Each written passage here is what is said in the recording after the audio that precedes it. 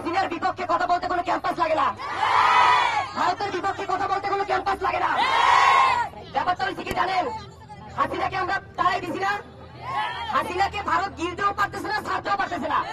আশপাশের দেশে হিন্দু সংখ্যালঘুদের বিরুদ্ধে প্রতিশোধমূলক সহিংসতার সূত্রপাত ঘটায়। কূটনৈতিক সম্পর্ক এই কারণে উত্তেজনাপূর্ণ হয়ে উঠেছে। অন্য পাশে তাকালে বলতে হয় সদ্য ক্ষমতাচ্যুত শেখ হাসিনা প্রতিবেশী রাষ্ট্র ভারতের জন্য ছিল সোনার ডিম পাড়া হাঁস। হঠাৎ কেন বাংলাদেশের বিরুদ্ধে আদা জল খেয়ে লেগেছে ভারত? স্বৈরাচার শেখ হাসিনার ভয়াবহ পতনের পরও মোদি এতটা ক্ষেপেনি, কিন্তু এখন কেন বাংলাদেশের বিরুদ্ধে যুদ্ধে নেমেছে মোদি প্রশাসন? আসসালামু আলাইকুম দাদা বাবুরা, কেমন আছেন সবাই? আপনাদেরকে কিন্তু বলতেছি না, ওই যে দাদা বাবুদেরকে একটু সালাম দিয়ে নিলাম। কেন বলেন তো? আজকে একটু খুশি খুশি লাগতেছে না? আজকে খুব গরম খবর নিয়ে আসছে আপনাদের জন্য। টাইটেল এবং থাম্বনেল দেখে বুঝছেন, এখানের পিকচারটা দেখেও বুঝছেন আলোচ্য বিষয়টা কি হতে যাচ্ছে। আমাদের হাসু আপা তিনি কিন্তু সোনার ডিম পাড়া হাঁস ছিল, যেই হাঁসটা ডিম দেওয়া বন্ধ করে দিয়েছে, ভারতের জ্বালাপোড়া শুরু হয়ে গেছে, উলুলুলুলুলু এরকম করতেছে। কি করবে ভারত? মানে পার্শ্ববর্তী সব রাষ্ট্রে তো হারাইছে, চীনও তাদেরকে দখল করার একটা পায়তারা করতেছে, বাংলাদেশে হাতছাড়া হয়ে গেল। এখন দাদাবাবুরা করবে তো করবে কি দাদাবাবু এইবার?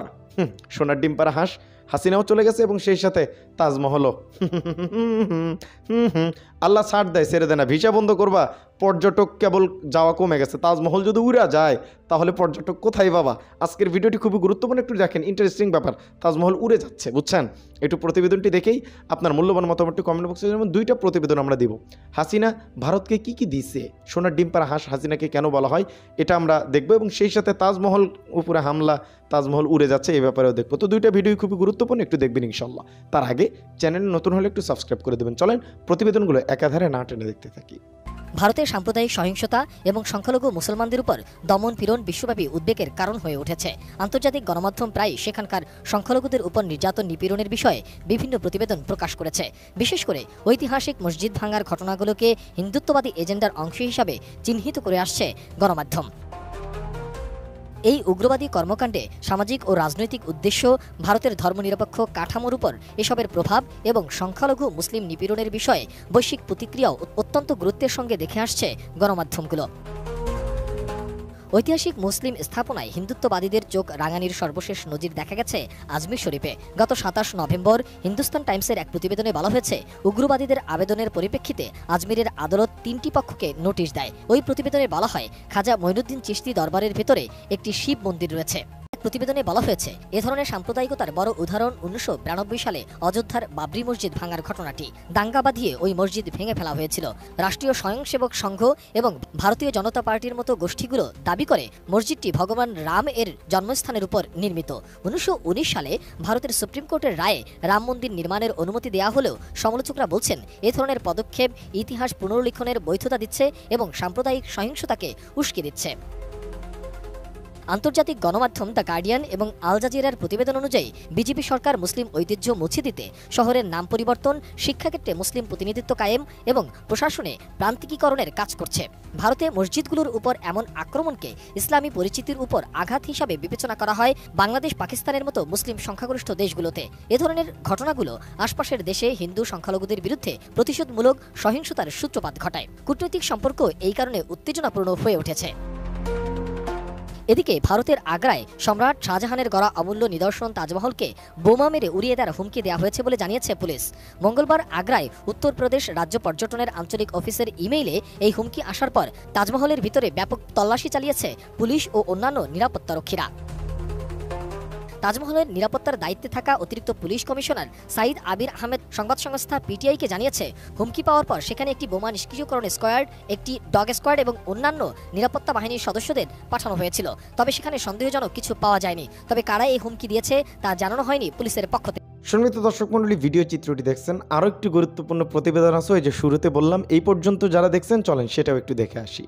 হঠাৎ কেন বাংলাদেশের বিরুদ্ধে আদা জল খেয়ে লেগেছে ভারত? স্বৈরাচার শেখ হাসিনার ভয়াবহ পতনের পরও মোদি এতটা ক্ষেপেনি, কিন্তু এখন কেন বাংলাদেশের বিরুদ্ধে যুদ্ধে নেমেছে মোদি প্রশাসন?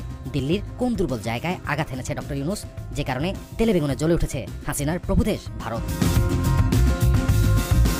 সামরিক সূত্রে জানা যায়, ভারতের কলিজায় আঘাত এনেছে ডক্টর ইউনূসের এক মহাপরিকল্পনা, যা ঘুম কেড়ে নিয়েছে মোদির।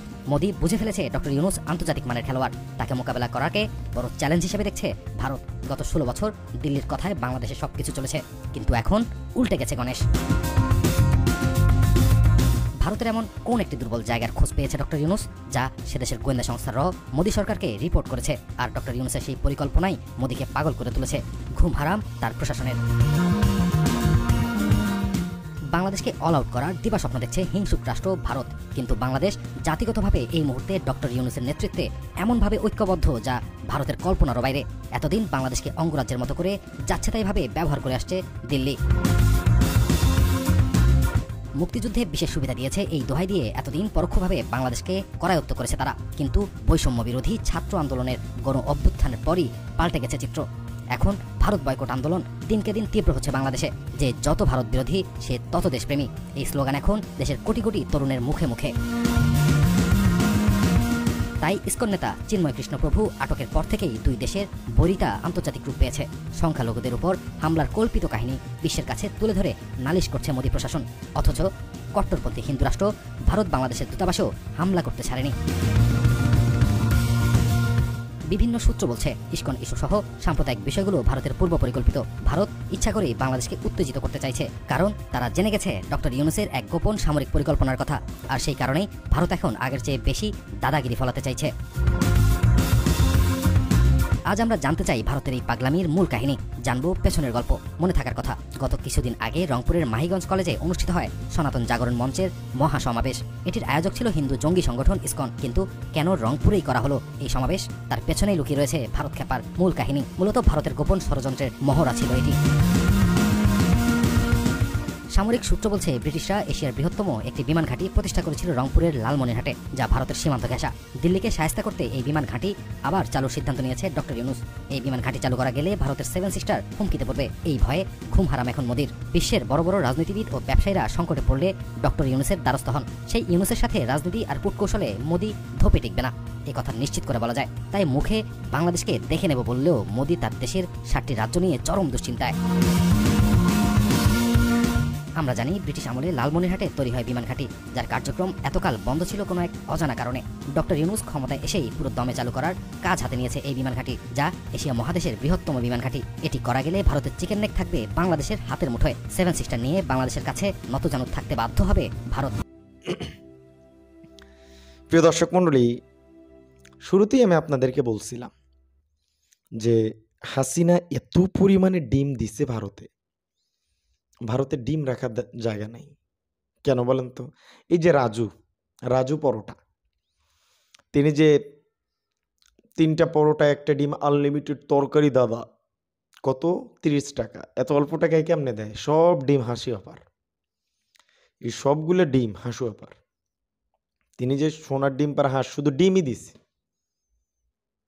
বোঝেন নাই? ভারত কি এমনি একটা মেয়ের জন্য, একটা মহিলার জন্য লড়াই করতেছে? একটা দেশের এত খায়া দেয় কাজ নেই তার কোনো, বোঝেন না ব্যাপার? বুঝতে হইব, না বুঝলে কেমন হইব কোন তো, বোঝা লাগবো।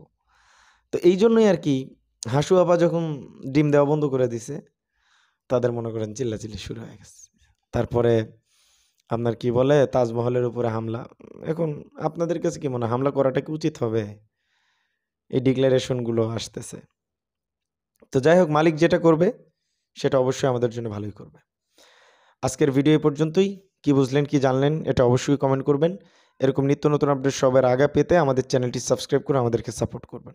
আজকের ভিডিও ছিল এই পর্যন্তই। দেখা হচ্ছে পরবর্তী অন্য কোনো ভিডিওতে। সে পর্যন্ত সকলে ভালো থাকবেন, সুস্থ থাকবেন। আসসালামু আলাইকুম রহমতুল্লাহ বারাকাতুহু।